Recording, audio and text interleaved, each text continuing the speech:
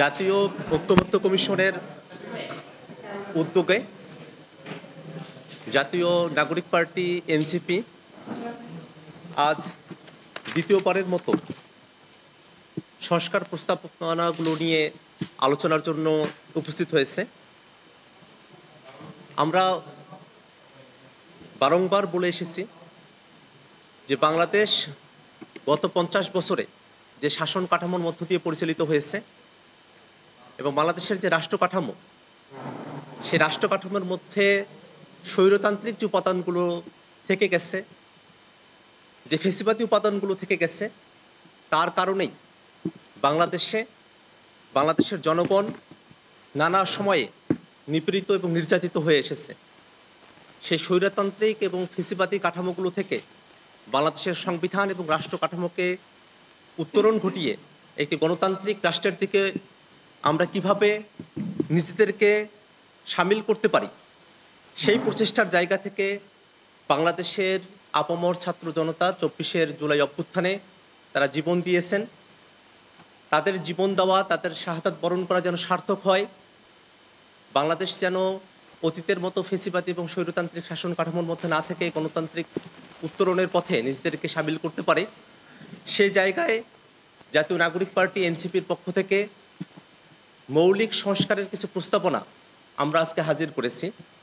মৌলিক সংস্কার বলতে শুধুমাত্র নির্বাচনী কোনো ব্যবস্থার সংস্কার নয়, বা আসন ভিত্তিক 2/3 সংখ্যাগরিষ্ঠতার ভিত্তিতে সংবিধান সংস্কারের মতো বিষয়গুলোকে আমরা মৌলিক সংস্কার বলে মনে করি না, বরং ক্ষমতার ভারসাম্য, জবাবদিহিতা এবং বিকেন্দ্রীকরণ, এই 3 বিষয়কে অর্জন করাই হচ্ছে মৌলিক সংস্কারের মূল ভিত্তি।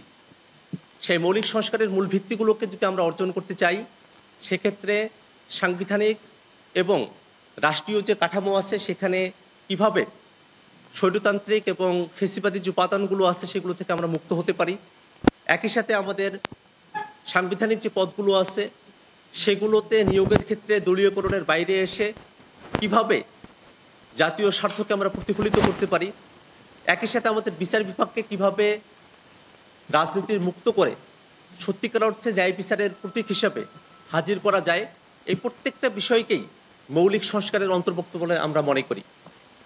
সেই মৌলিক সংস্কারের বিষয়গুলোর মধ্যে যে বিষয়গুলোতে অবশ্যই সংস্কার প্রয়োজন তার একটা রূপরেখা আজকে আমরা ঐক্যমত্য কমিশনে জমা দিয়েছি।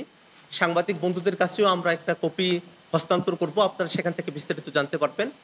ইতিমধ্যে আমরা আমাদের প্রথম দফার কথাগুলো শেষ করেছি।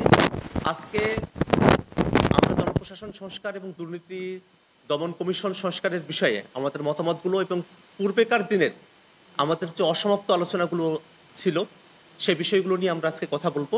আজকে আপনারা যারা এখানে উপস্থিত হয়েছেন এবং ঐক্যমত্য কমিশনের যারা নিরলসভাবে পরিশ্রম করছেন, তাদের সকলকে জাতীয় নাগরিক পার্টি এনসিপির পক্ষ থেকে আবারও ধন্যবাদ জানিয়ে আমি আমার সংক্ষিপ্ত বক্তব্য এখানে শেষ করছি। ধন্যবাদ সকলকে।